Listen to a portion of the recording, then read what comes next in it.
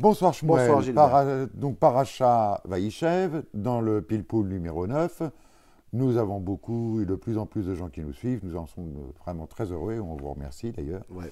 On espère vous intéresser de plus en plus. Donc cette fois-ci, dans la Paracha Vaïchev, c'est Yosef qui nous intéresse. Yosef et ses rêves.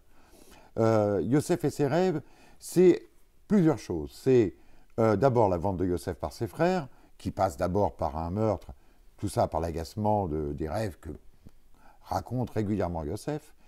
Et ensuite, un événement plus qu'étrange que tu vas nous commenter. Et après, Yosef et Poutifar, qui a évidemment été lu et étudié par un nombre de gens assez important. Mais je voudrais dire que cette histoire de Yosef, très rapidement, c'est un peu a inspiré beaucoup de commentateurs, beaucoup d'écrivains, comme Thomas Mann, qui a écrit une saga sur Yosef au XIXe siècle. Et là, je crois que ça t'a terriblement inspiré. Et je dirais que, voilà, tu n'as plus qu'à nous éclairer. Ouais. Bon, alors effectivement, c'est une histoire qui inspire énormément. On a vibré tous en tant qu'enfants avec cette histoire. On l'a appris, on l'a révisé, on l'a appris avec ses commentaires. On va essayer de s'approfondir encore ou donner un autre angle à cette histoire. On la connaît tous, cette histoire. Yosef vient chez ses frères. Il décide de le tuer. Indirectement, il décide, grâce à Reuven, de le mettre dans le puits. Et le pasuk nous dit que le puits était vide. Donc, il y avait, d'après nos sages, que des scorpions et des serpents. Donc, de facto, ils ont voulu le tuer, ils l'ont tué. Ouais, et après, cette histoire se finit, en fait. Bon, l'histoire se finit. Elle va se finir par trois mots qui sont insupportables. Ok, va yeshvu lechol lechem. Après qu'ils ont tué leur frère, ils s'assoient pour manger du pain. Ils s'assoient pour manger après qu'ils viennent de tuer leur frère. On fait le barbecue après qu'on a fini le sale travail. Et ce repas-là, j'ai envie de dire, on a du mal à l'avaler. C'est l'expression qu'il faut. Oui, c'est l'expression qu'il faut. Même le Midrash nous dit que ça lui rappelle, quand elle voit ce repas, ça lui rappelle le repas de Haman et Achashverosh, après qu'ils font un décret sur Shushan, Ve'ahir Shushan, Navora, tout Shushan est complètement en stress par ce décret. Ve'amelech ve'Haman yashvu lishtot, le roi et son Haman, cet antisémite là, ils vont s'asseoir manger comme deux sanguinaires qui sont complètement indifférents le fait qu'ils vont exterminer un peuple entier. Et ça, le Midrash même fait le parallèle, il y a le même repas ici qui est quand même surprenant, après on a tué son frère, puisque c'est des serpents et des scorpions, on ne peut pas sortir vivant de là, ben on s'assoit et on mange. Et vraiment, Gilbert, j'aimerais bien être éclairé sur ce repas et comprendre d'abord pourquoi la Torah nous le raconte, et en plus comment c'est possible. On est tous des enfants de ces frères-là. On est tous des enfants de Caïn aussi, on a un souvenir très mauvais de Caïn jusqu'à la fin des temps. Et pourtant, pour moins que ça, il devient Caïn. Et ces frères, ces Shifteya, ces Shvatim, ces tribus-là qui ont fait et qui vont manger ce repas sont considérés encore comme les piliers du peuple juif, les béréchites de ce peuple juif. On a du mal à comprendre comment on est capable humainement de manger ce repas. Parce qu'en fait, incroyable. Il y a un acte inhumain total à passer à manger directement comme ça, sans se soucier de rien. Exactement. Déjà qu'en plus de ça, ils lui ont, je crois, comme tu l'avais évoqué quand on en a parlé, quand il le déshumanise totalement, Yosef, le rêveur, on enlève son nom. Et cette fois-ci, maintenant, il mange son pain qu'il a donné. Je me dis, c'est le sandwich qu'il a ramené pour ses frères. Bon, maintenant, il faut bien manger ce sandwich. Et après, ce qui est marrant, c'est qu'après, tout va changer. Suite à ce repas, Yehuda va se réveiller, il va dire non, on le tue pas, on le vend. Et il sera récompensé. Yaakov, avant de mourir, va dire bravo Yehuda, pas Reuven. Bravo Yehuda, que tu as pris cette sage décision. Après ce repas, visiblement, il se passe quelque chose dans ce repas. Il y a une prise de conscience. Autour du repas, je ne sais pas. Le pire des repas est peut-être le bon repas qui va faire en sorte que Yosef va être sauvé. Et en parlant du repas, et c'est ça que je vais m'arrêter bien aujourd'hui, on va parler d'un autre repas, d'un autre pain. C'est lequel? C'est celui de Potiphar qui va lui-même acheter Yosef. Il va avoir une confiance totale dans Yosef. Et le passouk dit qu'il va être au travail, il n'aura aucun problème de conscience. Il sait que sa maison est bien gérée par Yosef. À part le pain. Le pain qu'il a laissé dans les mains de Joseph, celui-là, il s'inquiète un peu, c'est normal. C'est quoi ce pain-là? Le sage dit, c'est sa femme.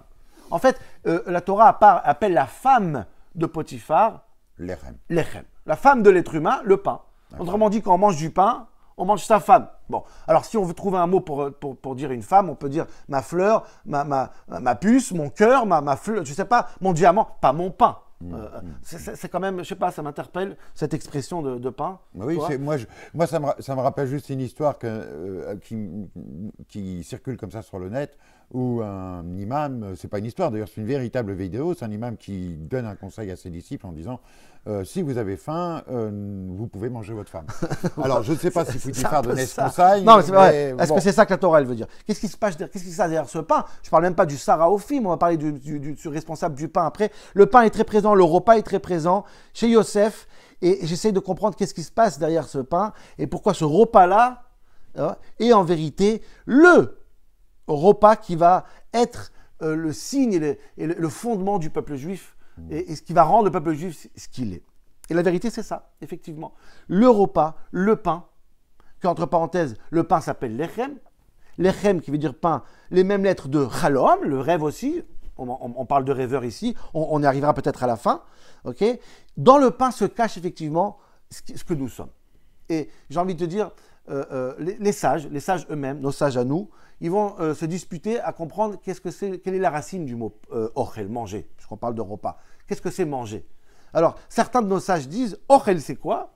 Ochel c'est la racine du mot kilayon, qui veut dire destruction. Bien sûr, chez nous en hébreu, quand le mot montre sur la chose, quand on mange, les dents vont détruire ce qu'on mange. Donc, comment s'appelle la Gemara, elle dit, mechalia karna, détruire la vache quand elle mange de l'herbe, elle va détruire. Oui, bien sûr, elle voilà. va tout détruire pour Exactement. pouvoir le digérer après. Effectivement, ça tient la route. Quand on mange, on détruit. Bien sûr. Or, majorité de nos sages vont dire non, c'est une erreur. Ochel, c'est justement le mot vayechulu. Pas détruire, mais vayechul, ça veut dire aboutir, finir. Vayechal Moshe, vayechal Ha'am. Le peuple a fini. Quand tu finis quelque chose, eh ben, tichle shana vekilota. Que l'année se finit, on dit tichle aussi. Le mot kalé, le mot ochel qui veut dire aussi l'aboutissement, oui, la fin, la le finalité but. des choses. Et oui. Et là, dans ce cas-là, quand on mange, exactement. Et là, quand on mange, on ne détruit pas, on construit. Autrement dit, manger, ça peut être détruire. Manger, ça peut être construire. Ceux qui ne mangent pas de viande, un végétarien, ceux qui pensent, ils ont quelque part un peu raison. Si pour eux, manger, c'est détruire, il n'y a pas de raison qu'on détruit un être vivant pour que nous, on puisse se construire. Ce n'est pas logique, ce n'est pas moral. Okay? Mais si manger, c'est construire, c'est aboutir. Et aboutir à quoi? Aboutir à cette fameuse pyramide. Pyramide du monde, qui est le domaine, le minéral, qui va, lui, monter sur le végétal, bien sûr. Le végétal même qui va être consommé par l'animal, et l'animal qui doit aboutir à un niveau supérieur qui passera seulement par l'assiette et le repas et le manger de l'être humain. Si seulement tu manges et tu aboutis à son but, l'être humain, il est là pour ça. Excusez-moi, l'animal, il est là pour ça. Sûr, la Gemara va nous dire que les animaux couraient chez le shochet pour me dire tue-moi parce que l'animal a besoin d'arriver à son but. Son but, c'est d'arriver dans le repas et dans le plat d'un être humain qui mange, qui construit, qui ne détruit pas. Alors, comment je sais, Gilbert, si je détruis ou je construis? Eh bien, tout dépend de qui? Tout dépend de toi. Oui, tu peux manger et tu détruis, tu peux manger et tu construis. Comment je sais? Regarde comment tu manges. Bien sûr. Et j'ai envie de dire, ça va se décider en quelques secondes si tu manges, tu construis, si tu manges, tu détruis. C'est quoi ces secondes-là? En 5 secondes, messieurs, dames. C'est 5 secondes avant que tu manges, qui s'appelle la bracha. Oui, c'est-à-dire que tu prends un recul de 5 secondes, et j'ai envie de dire, même quand tu ne connais pas la bracha, juste, tu ne connais rien du tout, juste attends ces 5 secondes. Si tu attends 5 secondes, ça te fait passer du stade de destructeur, celui qui détruit, à constructeur. Ces 5 secondes-là, ils te font réfléchir, attends, juste avant que je mange, pour qui je mange, pourquoi je mange, et qu'est-ce que je mange. Et ces 5 secondes-là que nos sages ont mis dans la bracha font de nous, on arrête d'être des assassins, des destructeurs, et on devient des constructeurs. On amène l'animal et tout le bas de la pyramide à la haut. En haut de la pyramide. C'est extraordinaire. C'est comme la mezouza d'ailleurs, je dis entre parenthèses, la mezouza qu'on a mis à notre porte. En fait, à part toutes les bonnes explications qu'on a, en fait, elle a pour un seul but. C'est le temps de l'embrasser, ça prend combien? 4-5 secondes. C'est les 4-5 secondes qu'il faut pour que tu prends un recul juste avant de rentrer à la maison ou juste avant de sortir. Pourquoi tu sors? Pourquoi tu rentres? Où tu rentres? Qu'est-ce qu'elle va dire ta femme? Pourquoi tu rentres? Pourquoi tu as travaillé? Ces 5 secondes-là font de toi un être humain qui vient du travail, qui rend toute sa galère à la maison. Ouais. Et stop, on attend 5 secondes, on réfléchit pourquoi et pour qui. Et le manger, c'est la même chose. Pour passer de kilayon, destruction, à vayechul, au aboutissement, il faut 4-5 secondes. Il faut être à la hauteur pour construire ce bas de cette pyramide. Et en vérité, le mot ochel, Gilbert, kalé kilayon, tu entends bien la même racine du mot kala. Kala, khatan, kala. Kala qui veut dire on revient à la fiancée, la femme. Khatan, kala. La kala, la femme, peut être kilayon, peut être une destruction. Bien sûr. Comme le roi Salomon dit, je trouve que la femme est plus amère que la mort. Elle peut être, le couple peut être une mort, et on le sait, hélas. Qu'est-ce que le couple, quand il n'est pas réussi, quand il n'est pas à la hauteur, comment il est destructeur, comment il détruit le couple, il détruit les enfants, il détruit tout. Et le couple peut être vaïchoulou. Le couple, il peut matsaïcha, matsatov. Si le couple, il est comme il se doit dans cette doucha, dans cette sainteté, pour encore une fois arriver au haut de la pyramide, on parle d'Égypte, on parle de pyramide, pour arriver en haut de la pyramide, alors là, tu passes d'un couple de mavet, de mort, à un couple de vaïchoulou. Un couple qui arrive il aboutit au but pour qu'on a été créé, ça veut dire la continuité, la suite. L'éducation de ses enfants dans un espace d'harmonie, etc., entre tout ça, bien sûr. Donc bien. Ça veut dire quoi en fait? Conclusion. Ça veut dire que dans le ochel, dans le manger, il y a le secret de la vie. C'est-à-dire que quand on parle de libre arbitre, c'est quoi? C'est dans le manger, avoir le libre arbitre entre être un destructeur ou un constructeur. Ou avoir une femme, avoir un couple destructeur ou constructeur. Tout ce choix-là, le choix de la vie, se trouve dans un seul mot, c'est quoi? C'est ochel, c'est le manger. C'est pour ça que c'est très, très, très important d'insister sur le repas. Ve'adam nikar bekoso. C'est dans le repas de la personne qu'on va découvrir la personne, parce que c'est là que tu vas voir dans quel état d'esprit il est la personne.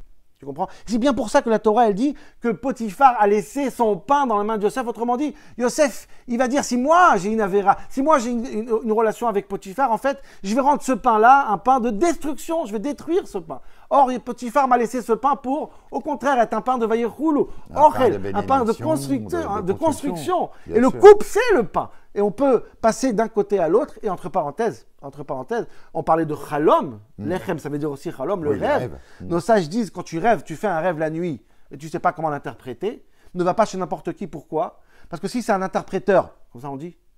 Non, on dit un commentateur. Celui qui va interpréter ton rêve, il va mal l'interpréter, le rêve va s'accomplir dans le mauvais côté. Et si le rêve va être bien interprété, le rêve va s'accomplir dans un bon côté. Autrement dit, même dans le rêve, selon l'interprétation, c'est comme ça qu'il y aura. Tout est le choix est dans le mot pain, lechem. Le repas, c'est le centre de la vie de la personne. Et c'est là qu'il va se décider s'il veut être un constructeur, celui qui il va y roulou, ou s'il veut être un kilayon, celui qui va détruire, et celui-là qui va anéantir sa relation avec le monde autour de lui et son travail avec Dieu. Bravo, c'est très important, c'est une leçon de vie, c'est quelque chose qu'on doit intégrer dans notre quotidien en fait. C'est quelque chose. C'est-à-dire que l'histoire de Yosef n'est pas juste. Et quand ils s'assoient à manger le repas après qu'ils ont tué Yosef, en fait, je pense que la prise de conscience, elle va se faire autour du repas, parce que c'est là que ça se passe. Merci beaucoup. Voilà, Shabbat Shalom. Shabbat Shalom et bon.